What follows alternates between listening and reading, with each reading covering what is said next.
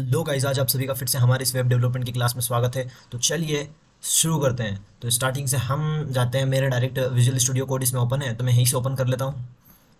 तो आज हम सीखने वाले हैं what is inline, internal and external CSS, और जानेंगे टाइप्स ऑफ सिलेक्टर। सीएसएस में कितने प्रकार के सिलेक्टर्स होते हैं, क्या एलिमेंट सिलेक्टर होते हैं, क्या क्लास सिलेक्टर होते हैं, आईडी सिलेक्टर और ग्रुपिंग सिलेक्टर। सारी चीज़ों को जानेंगे इस वीडियो में। चलिए इस वीडियो को स्टार्ट करते हैं। स्टार्ट करने से पहले मैं अपनी एक फ़ाइल बना लेता हूँ, class@.html। मैंने अपनी फ़ाइल बना ली यहाँ पर। अब मैं बेसिक टेम्पलेट लगा लूँगा। इसमें हम क्या पढ़ने जा रहे हैं? आज हम पढ़ने जा रहे हैं सिलेक्टर्स के बारे में।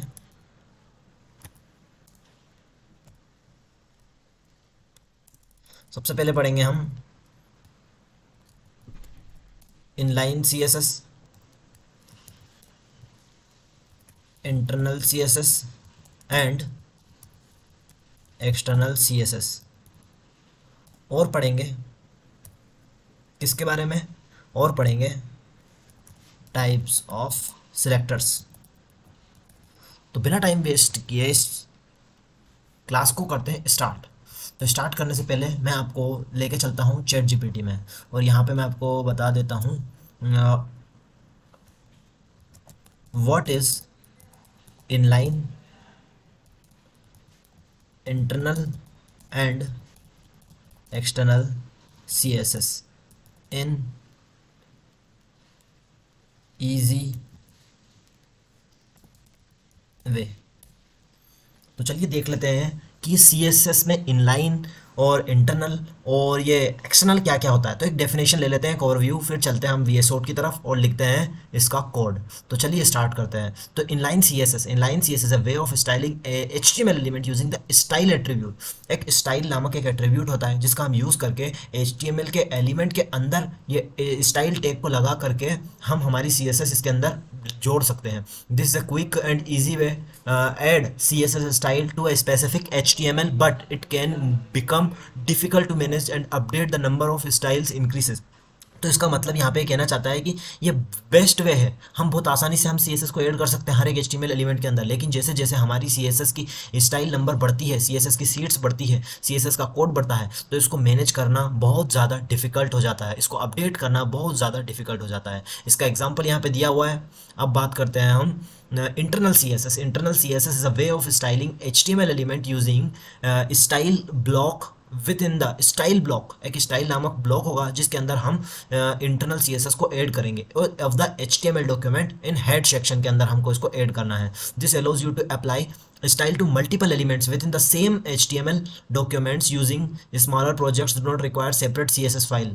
स्मॉल प्रोजेक्ट को बल्कि से सेपरेट फाइल की ज़रूरत पड़ती है, लेकिन हम इस तरह से भी useful smaller project do not, जो कि हमको इनकी ज़रूरत नहीं पड़ती। अब फिर इसका एक और अपग्रेड वर्जन है जिसका नाम है एक्सटर्नल CSS। इसका एग्जांपल है जो हमारी इंटरनल CSS थी, इसका एग्जांपल है जैसे कि हमने जो हेड सेक्शन था, हमारा बॉडी सेक्शन था, बॉडी सेक्शन के अंदर आया हेड सेक्शन, हेड सेक्शन के अंदर यहाँ से बॉडी आ गई। अब हेड सेक्शन के अंदर आती है हमारी CSS को ऐड करते हैं। ये स्टाइल टैग दो लगाएं, एक ये और एक ये। अब इसके अंदर एक पी टैग लगा करके पी को टारगेट किया हमने, एक HTML एलिमेंट को टारगेट किया जिसमें लिया हमने कि कलर इसका रेड कर दो और इसकी फॉन्ट साइज़ है वो 18 पिक्सल कर दो। अब बात करते हैं external CSS। External CSS way of styling HTML element using separate CSS file. एक अलग से हम सेपरेट CSS फाइल को तैयार करेंगे और उसको HTML डॉक्यूमेंट से लिंक कर देंगे कि यही है हमारी CSS फाइल। HTML डॉक्यूमेंट को बोलेंगे कि यही है हमारी CSS फाइल, इसको इस डॉक्यूमेंट से लिंक कर लो। तो उसकी जो पाथ है हम उसको दे देंगे। This allows you to apply style across multiple pages and manage the style in separate file. Separate file में हम CSS का कोड लिखेंगे तो मेक इट ईजियर। तो इससे हमें क्या फ़ायदा होगा? इससे मेक इट ईजियर, ये हमारे लिए बहुत ही ईजी होगा to update and maintain our style. हमारी स्टाइल को मेंटेन करना, अपडेट करना, ये बहुत ही आसान होगा क्योंकि हमारी एक सेपरेट CSS की फाइल बनी हुई है। अब इसमें एग्जांपल लेते हैं। हम जब CSS एक्सटर्नल CSS को ऐड करेंगे तो कुछ इस तरह करेंगे। ये हमारा हेड हुआ। अब हेड के अंदर हमारी बाद में आ गई हमारी बॉडी, तो हेड के अंदर हमने लिंक कर दी, लिंक कर दी CSS style.href के अंदर हमने हमारी style.css की फाइल को इंक्लूड कर दिया। तो चलिए चलते हैं, तीनों चीज़ों के बारे में जानते हैं स्टार्टिंग से। इनलाइन CSS, तो यह हमारा विजुअल स्टूडियो कोड में आ चुके हैं हम। अब यहाँ पे मैं एक H1 लगा देता हूँ। दिस इज आवर, अरे इसकी स्पेलिंग गलत लिख दी मैंने यहाँ पर, this is our C S S second class. एक पैराग्राफ लगाऊंगा, in this tutorial way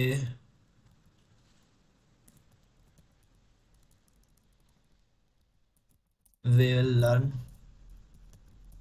about inline CSS। ठीक है, तो अब मैं आपको बताता हूँ कि इनलाइन CSS किसे कहते हैं। तो अब मैं यहाँ पर एक ऐड करने वाला, जैसा कि मैंने आपका यहाँ पर एग्जांपल दिया था कि इसको किस तरह से ऐड करते हैं। जैसे कि पैराग्राफ टैग है, उसी के अंदर के स्टाइल एट्रीब्यूट को ऐड किया और फिर डायरेक्ट हमने उसको टारगेट कर लिया, STISTYLE। जैसे ही मैंने लिखूंगा डायरेक्ट इंटर प्रेस करूंगा तो हमारा यहाँ का इसका कोड जनरेट हो जाएगा। हमारी जो इनलाइन CSS है वो स्टार्ट हो जाएगी। अब हमें कौन सी प्रॉपर्टी देनी है कि हमको देना है इसका कलर कर दो, सॉरी इसका कलर कर दो ब्लू, इसका कलर कर दो ब्लू, और इसका जो बैकग्राउंड कलर है, और इसका जो बैकग्राउंड कलर है वो कर दो ब्लू वॉयलेट। ठीक है, अब इसको मैंने इनलाइन प्रॉपर्टी दे दी है। अब यहाँ पे मैं कोड के अंदर लिख दूंगा, this is how we add inline CSS in HTML। ठीक है, अब मैंने ये करा। अब जैसे ही मैं इसको लाइव सर्वर पर जाकर गो लाइव करूंगा तो आप देख सकते हो, this is how we add inline HTML in CSS। अब मुझे ये शो नहीं करना है, मुझे आपको कोड देना है, इसलिए मैं इसको यहाँ पर लिख रहा हूँ। और ये मुझे बस किसको शो करना है, जो वेब डेवलपर है उसको शो कराना है। तो मैं इसको कमेंट आउट कर दूंगा अभी। तो देख सकते हो, this is our CSS second class. इसमें हमने क्या ऐड किया, ब्लू कलर कर दो। तो हमने इनलाइन CSS को इसको इससे ऐड कर दिया है। तो चलिए अब देखते हैं। इसको मैं कमेंट आउट कर दूंगा, इस चीज़ को, इस लाइन को, इसको मैंने कमेंट आउट कर दिया।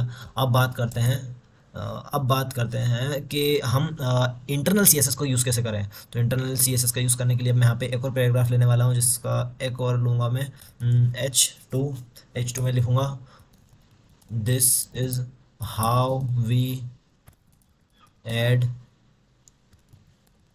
Internal CSS in HTML। ठीक है, मैंने जैसे ये लिखा।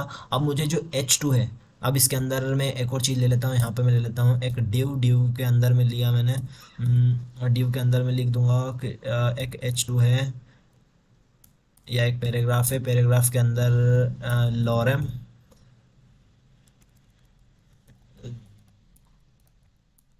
This is our paragraph, this is our paragraph. ठीक है, अब मैं यहाँ पे क्या करने वाला हूँ कि जो मेरा पैराग्राफ है, पैराग्राफ के अंदर मैं एक क्लास दे दूंगा। अब क्लास, चलो मैं इन ये वाली सारी प्रॉपर्टी समझा देता हूँ आपको। अब मैं क्लास लेता हूँ इसके अंदर, कि हमको इसके अंदर क्लास चाहिए। कौन किस क्लास से डिफाइन करूँगा, मैं इसको डिफाइन करूँगा, ये हमारा पैरा है। पैरा है, क्या है ये हमारा पैरा। अब इसमें क्लास डिफाइन कर दूंगा कि ये हमारा क्या है।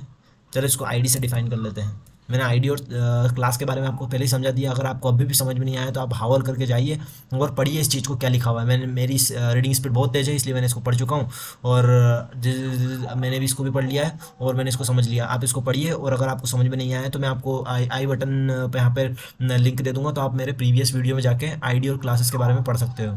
तो इसको मैं आईडी दे दूँगा, तो इसको मैं आईडी दे दूँगा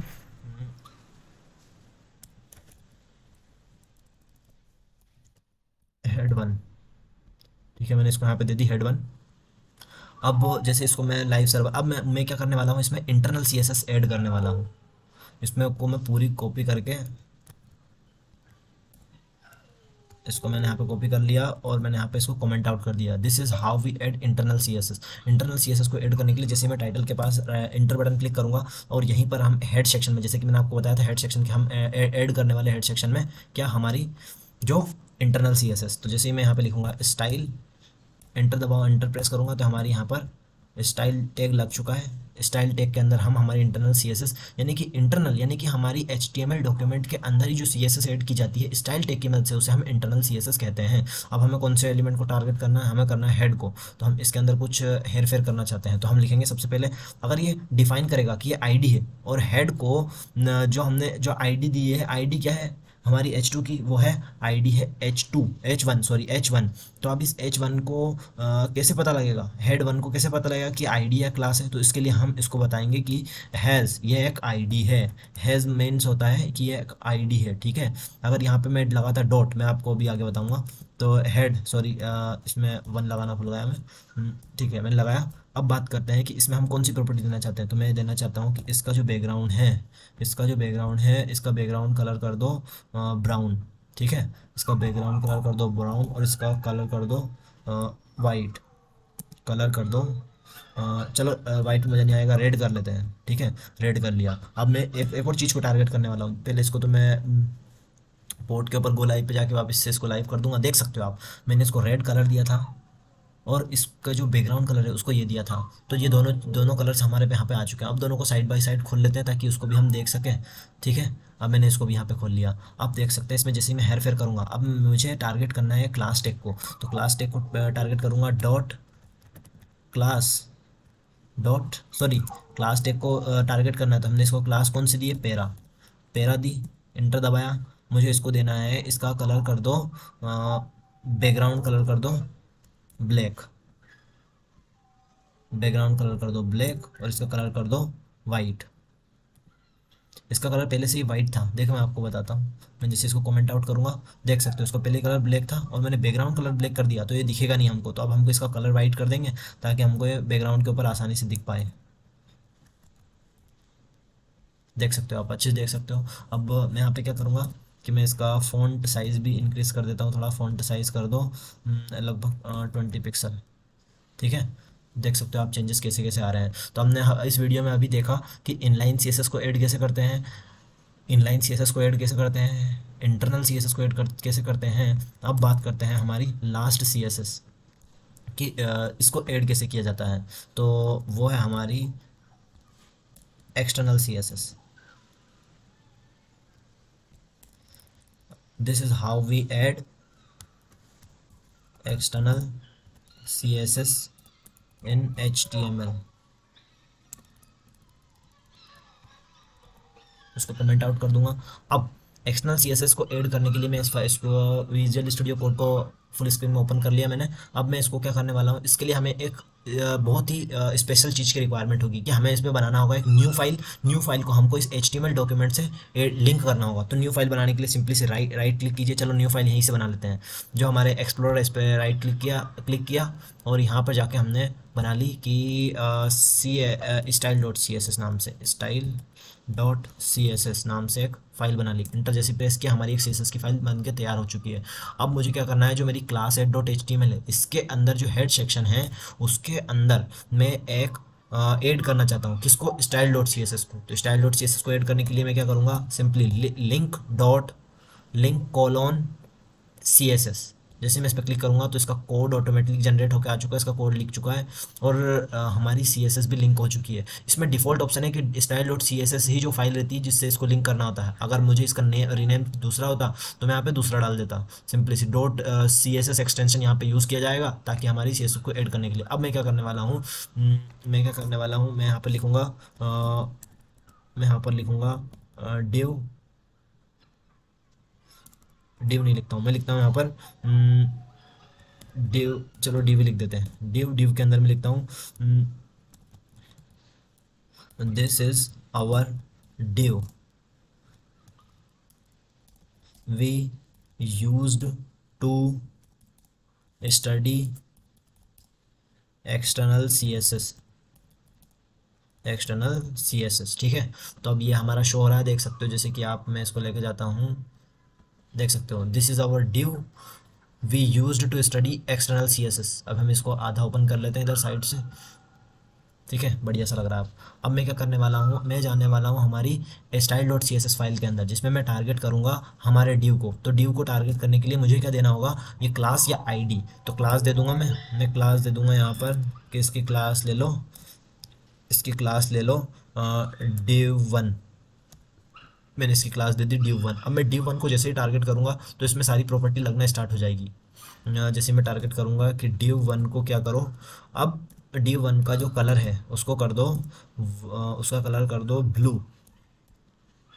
चलो ब्लू नहीं, यहाँ पर करता हूँ ऑरेंज। इसका कलर कर दो ऑरेंज। और देखो कुछ हो नहीं रहा है यहाँ पे क्यों नहीं हो रहा है, जैसे मैंने यहाँ पे चेंजेस किए लेकिन इसके अंदर अप्लाई क्यों नहीं हो रहे हैं। अच्छा, यहाँ पे एक बहुत ही गड़बड़ हो चुकी है हमारे साथ। हमने यहाँ पर जो डिफाइन किए वो क्या किए, क्लास डिफाइन किए। क्लास डिफाइन किए तो हमको डॉट लगाना पड़ेगा ताकि हम इसको बता सके कि ये आईडी है या क्लास है या ग्रुप सिलेक्टर या एलिमेंट है। तो मैंने यहाँ पे जैसे डॉट लगाऊंगा तो देख सकते हो हमारी CSS यहाँ इसमें ऐड हो चुकी है। अब मैं इसमें कर दूंगा बैकग्राउंड कलर दिस कर दो, ये कर दो। ठीक है, तो देख सकते हो हमारे लाइव सर्वर कितनी तेज़ी से काम कर रहा है, ये हमारी अप्लाई हो चुकी है। तो अब मैं इस वीडियो में आपसे बात कर लेता हूँ, हमने इनलाइन, एक्सटर्नल और इंटरनल CSS के बारे में बात की। अब टाइप्स ऑफ सिलेक्टर के बारे में बात कर लेते हैं। तो टाइप्स ऑफ सिलेक्टर को के बारे में बात करने से पहले हम चलते हैं हमारी चैट GPT पर। तो इसमें लिख देते हैं सिंपल सा types of selector in HTML। ठीक है, अब देखिए हमें समझा दे देगा। अब दे बता रहा है एलिमेंट सिलेक्टर, कितने तरह के सिलेक्टर्स होते हैं। एक होता है एलिमेंट सिलेक्टर, दूसरा होता है आईडी सिलेक्टर, अब तीसरा होता है क्लास सिलेक्टर, फिर चौथा होता है एट्रीब्यूट सिलेक्टर, अब पांचवा होता है यूनिवर्सल सिलेक्टर, अब छठा होता है डिसेंडेंट सिलेक्टर। और इसने एक और चीज़ नहीं बताई, इसने इसको एक और चीज़ बताना था, वो था ग्रुपिंग सिलेक्टर। अब मैं वो आपको और बताऊंगा। तो एलिमेंट सिलेक्टर क्या काम करता है, element selector select all HTML जितने भी चीज़ें हैं जो हम स्पेसिफाई करना चाहते हैं, या हम स्पेसिफिक टाइप, जस्ट लाइक हम पैराग्राफ टैग को, H1 टैग को, UL अनऑर्डर लिस्ट को टारगेट करना चाहते हैं तो उसमें हमारी CSS ऐड करेगा। आईडी सिलेक्टर, जैसे कि मैंने आपको बताया, हम unique identifier, unique ID attribute का जब इस्तेमाल करेंगे, जब हम HTML किसी डॉक्यूमेंट, किसी HTML का जो एक एलिमेंट रहेगा, उस HTML एलिमेंट के अंदर हमने आईडी दी है किसी को, तो उस आईडी को टारगेट करने के लिए, यूनिक आईडी को टारगेट करने के लिए, यूनिक एलिमेंट को टारगेट करने के लिए हम आईडी का इस्तेमाल करेंगे। क्लास सिलेक्टर को इसलिए इस्तेमाल करेंगे कि एक से ज़्यादा चीज़ों के बारे में अगर हम CSS ऐड करना चाहते हैं तो हम CSS क्लास सिलेक्टर का इस्तेमाल करेंगे। अब बात करते हैं इसमें .txt, अगर हमने दी है क्लास दी है टेक्स्ट तो हम .txt CSS फाइल के अंदर लिखेंगे। अगर हमने दी है आईडी दी है हमने हेडर, तो इसके अंदर लिखेंगे हैज़ हेडर। ठीक है, अब बात करते हैं एट्रीब्यूट सिलेक्टर्स क्या होते हैं। The attribute selectors selects an HTML based on the attribute value. Attribute value के अनुसार वो हमारी CSS को ऐड करते हैं। ठीक है, अब इसमें it denotes by square bracket enclosing the attributes name and optional value. ये आगे आने वाले वीडियो में मैं आपको बताऊंगा, लेकिन अभी आप बस 3 चीज़ों पे ज़्यादा ध्यान दीजिए, 4 चीज़ों पे ज़्यादा ध्यान दीजिए, और वो है एलिमेंट सिलेक्टर और आईडी सिलेक्टर, क्लास सिलेक्टर और यूनिवर्सल सिलेक्टर के बारे में। तो universal selector and grouping selector, और इसके बारे में भी बात कर लेते हैं। तो डिसेंडेंट सिलेक्टर क्या होता है, एक बार इसकी डेफिनेशन पढ़ लेते हैं। The descendant selector selects HTML elements that are descendant of a specified parent element. It is denoted by a space between two selectors, यानी कि जो सबसे पीछे हैं उनको, जैसे कि UL के अंदर जो LI है उसके अंदर ये प्रॉपर्टी ऐड कर दी जाए, तो ये होता है हमारे डिसेंडेंट सिलेक्टर्स। चलिए एक एक करके सभी को डिस्कस कर लेते हैं कि कौन कौन से सिलेक्टर्स हैं। तो सबसे पहले इसमें बात करते हैं, इसमें लिख लेते हैं, एक HR लगाया मैंने, HR के अंदर मैंने यहाँ पे कर दिया H1 लगा करके, this is our selectors tutorial. ठीक है, this is our selectors tutorial. तो फर्स्टली हम डिस्कस करते हैं कौन सा सिलेक्टर। सबसे पहले करते हैं ID selectors. What is element selector, what is element selector, element selector. ठीक है, व्हाट इज एलिमेंट सिलेक्टर, जैसे मैं इसको मैं कमेंट आउट कर दूंगा, this is our element selector. अब एलिमेंट सिलेक्टर को कैसे करेंगे, अब मैंने यहाँ पे लिखा पैराग्राफ, मैं पैराग्राफ में लिखा मैंने hello I am a para, मैं एक पैरा हूँ, I am a para, hello I am a para, जिसे मैंने इसको लिखा यहाँ पर, ठीक है। जैसे ही मैंने लिखा, अब मैं क्या करने वाला हूँ, इसके अंदर मैं एक एलिमेंट सिलेक्टर को यूज़ करने वाला हूँ। तो एलिमेंट सिलेक्टर का यूज़ कैसे करूँगा, ये जो हमारी पहले से CSS स्टाइल थी, अब इसी के अंदर मैं ऐड करने वाला हूँ एलिमेंट सिलेक्टर। अब इसके अंदर कई सारे पी टैग्स हैं, ये भी ऐड हो जाएंगे, तो जो भी पी टैग्स हैं उनके अंदर भी ये CSS ऐड होने वाली है। तो पी जैसे मैंने लिखा, अब एलिमेंट सिलेक्टर को मैं टारगेट कर दूंगा कि इसका जो कलर है वो कर दो, क्या कर दो, कलर कर दो। चलो कलर इस बार मैं सिलेक्ट करता हूँ, आपको कलर पिकर से कलर सिलेक्ट करना सिखाता हूँ। तो मेरा कलर कर दो पिंक, इसका कलर कर दो पिंक, और बैकग्राउंड कलर कर दो, बैकग्राउंड कलर कर दो एंटी क्यू वाइट कर दो, ठीक है। तो अब देखते हैं हमारे लाइव सर्वर में, हमारे वेब ब्राउज़र पर जाकर देखते हैं कि क्या हुआ इसका हाल। तो आप देख सकते हो यहाँ पर हेलो आई एम पेरा, ये एक हमारा पेरा था और एक ये पेरा था। तो जितने भी हमारे पेरा थे उनके अंदर एलिमेंट सिलेक्टर को टारगेट किया हमने, तो वो सारे के सारे यहाँ पर टारगेट हो चुके हैं। अब बात करते हैं, अब इस तरह से हमारे एलिमेंट सिलेक्टर को टारगेट किया जाता है। अब बात करते हैं class selector. So what is class selectors in CSS, इसको मैं कमेंट आउट कर दूंगा। अब इसके लिए मैं क्या करने वाला हूँ, यहाँ पर मैं एक H1 हेडिंग लगाता हूँ। H1 हेडिंग में मैं यहाँ पर लिखने वाला हूँ, अब मैं H1 हेडिंग तो लगाता हूँ, लेकिन मैं वापस से अंडू करूँगा और इसमें क्या करने वाला हूँ, डॉट। अब मैंने क्लास डिफाइन कर दी, डायरेक्ट क्लास को डिफाइन करने के लिए यही वाला तरीका है कि कुछ भी एलिमेंट टैग लिया हमने और हमने डॉट लगाया तो हमारी क्लास प्रॉपर्टी यहाँ पर चालू हो जाएगी। तो मैं इसको देने वाला हूँ हेडर, ठीक है। मैंने इसको दे दिया हेडर, जैसे मैं इंटर क्लिक करूँगा तो हमारी क्लास यहाँ पर डिक्लेयर हो जाएगी कि H1 के अंदर जो हेड क्लास है उसको डिफाइन कर रहा हूँ मैं। तो मैं लेके दूंगा ये हमारी H1 हेडिंग है, ये हमारी H1 हेडिंग है। अब जैसे ही मैं इसको क्लोज करूँगा तो हमारा यहाँ पर लिखा हुआ आ रहा है, देख सकते हो जैसे कि आप, ये हमारी H1 हेडिंग है। तो अब मैं इसके अंदर मैं हेडर को टारगेट करने वाला हूँ। अब इसको कैसे पता है कि ये आईडी है या क्लास है, तो इसके लिए मैं डॉट एक्सटेंशन का यूज़ करूँगा और इसमें लिखूँगा मैं हेडर में जो हमारी क्लास है उसका जो फ़ॉन्ट साइज़ है, उसको कर दो, उसको कितना कर दो, उसको कर दो 40 पिक्सल। देख सकते हो आप, इसका साइज़ बढ़ चुका है। और इसका कलर भी कर दो, क्या कर दो, कलर कर दो इसका कर दो स्काई, ब्लू स्काई,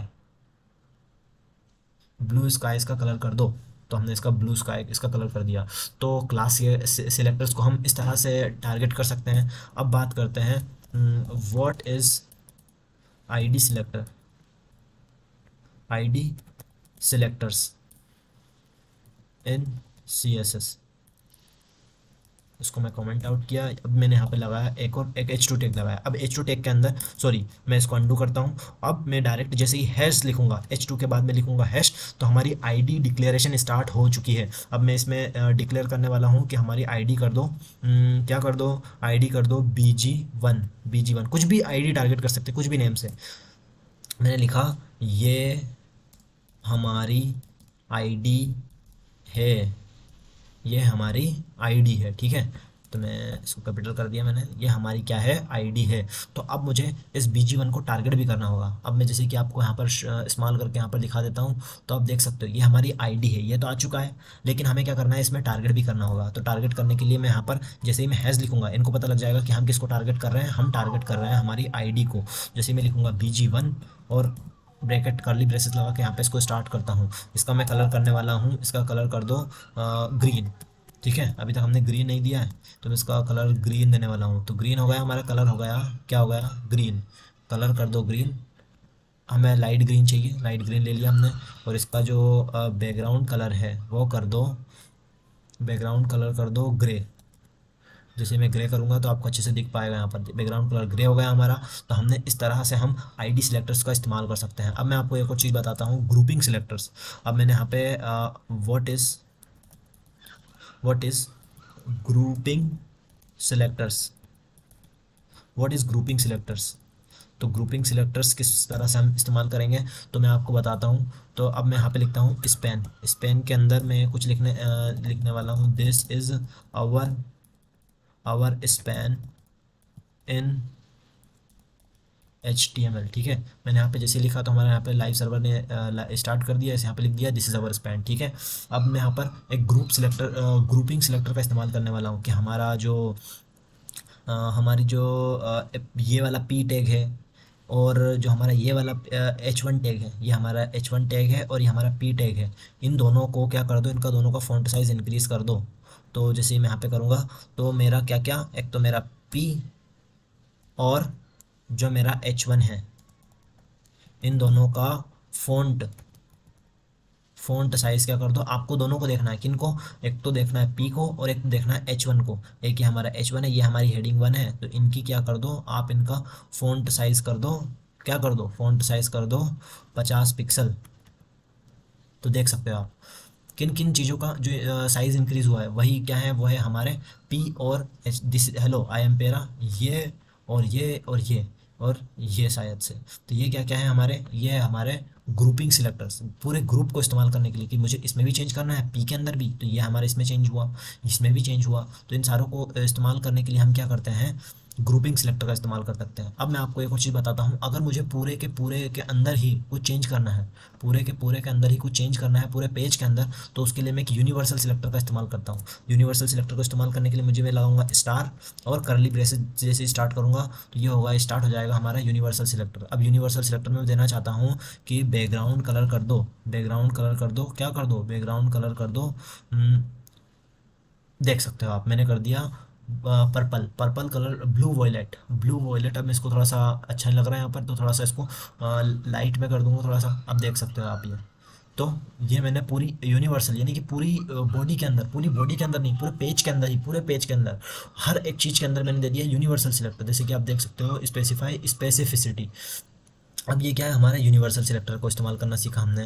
तो मैं आशा करता हूँ हमने इस वीडियो में बात की टाइप्स ऑफ सिलेक्टर्स के बारे में, जिसमें हमने अब डिसेंडेंट सिलेक्टर्स के बारे में आपको बता देता हूँ, थोड़ा सा ओवरव्यू दे देता हूँ। तो डिसेंडेंट सिलेक्टर्स का इस्तेमाल करने के लिए मैं यहाँ पे क्या करने वाला हूँ, ये स्पैन तो हो चुका था हमारा स्पैन। अब मैं यहाँ पे एक और डिव लिखूँगा, डिव के अंदर मैं लिखने वाला हूँ दिस, ये हमारा डिव है, ये हमारा डिव है, ठीक है, ये हमारा डिव है, ये आ चुका है, ये हमारा डिव है। अब मैं क्या करने वाला हूँ, डिसेंडेंट सिलेक्टर्स। अब डिसेंडेंट सिलेक्टर का इस्तेमाल करने के लिए जैसे कि मैंने यहाँ पे लगाया पी टैग, तो पी टैग लोरेम 10 लगा दिया यहाँ पर, तो यहाँ पे इसमें कंटेंट इंसर्ट हो जाएगा। अब मैं इसको फॉर्मेट डॉक्यूमेंट कर देता हूँ राइट क्लिक करके, तो देख सकते हो आप डिव के अंदर मैंने ये चीज़ लिख दी। अब ठीक है, तो इसके अंदर पी टैग को मैंने पहले से टारगेट कर रखा है, इसलिए ये वाली चीज़ आ चुकी है। अब डिसेंडेंट सिलेक्टर का इस्तेमाल मैं किस प्रकार से इसमें देख लेते हैं, क्या क्या किया था हमने डिसेंडेंट सिलेक्टर्स। तो डिसेंडेंट सिलेक्टर्स मतलब कि URL के अंदर जो li है, अब मैं इसको एग्जांपल देके दिखाता हूँ आपको, ठीक है। अब मैं क्या करता हूँ, डिव के अंदर जो भी p है उसका कलर क्या कर दो, उसका कलर कर दो गोल्ड, ठीक है। तो डिव के अंदर जो भी p है उसका कलर कर दो करली ब्रेसेस से, उसका कलर कर दो, चलो इसका कलर नहीं, इसका हम चेंज कर सकते हैं, इसकी बॉर्डर कर दो 2 पिक्सल सॉलिड रेड, इसको 3 पिक्सल कर लेते हैं यहाँ पर ताकि आपको अच्छे से दिखेगी। 3 pixel solid red, 3 pixel solid. अब मैं इस पेज को बड़ा कर देता हूँ हमारे, अब देखता हूँ, अब देखिए आप, अब हमारी बॉर्डर आ चुकी है, जितने में भी हमारी बॉर्डर आई है उनमें हमारा डिसेंडेंट सिलेक्टर इस्तेमाल हो चुका है। यानी कि इस ग्रुप के अंदर जो हमारी ये चीज़ है, इसका जो प्रॉपर्टी है वो बॉर्डर ये डिसाइड कर दो। तो हमारी इसमें बॉर्डर लगाई थी 3 पिक्सल, तो हमारी ये लग चुकी है क्योंकि हमने एक डिव के अंदर एक पी टैग को टारगेट किया है। तो हमको ये पता लग रहा है कि ये वाला जो पी है ये डिव के अंदर है और ये वाला पी है ये भी डिव के अंदर है। तो आज हमने इस वीडियो में बात की इनलाइन CSS, इनलाइन इंटरनल और एक्सटर्नल CSS के बारे में, टाइप्स ऑफ सिलेक्टर्स के बारे में। आई होप, मैं आशा करता हूँ कि आपको ये वीडियो पसंद आया तो हमने एक प्लेलिस्ट बनाई हुई है वेब डेवलपमेंट की। अगर आप और भी CSS HTML के बारे में पढ़ना चाहते हो, प्रोजेक्ट के बारे में देखना चाहते हो, तो हमारी वेब डेवलपमेंट की प्लेलिस्ट पर विजिट कर सकते हो। मैं आशा करता हूँ कि आपको वीडियो पसंद आया और आपने कुछ सीखा होगा। Till then keep learning, keep exploring. Thank you, tata, bye bye. है।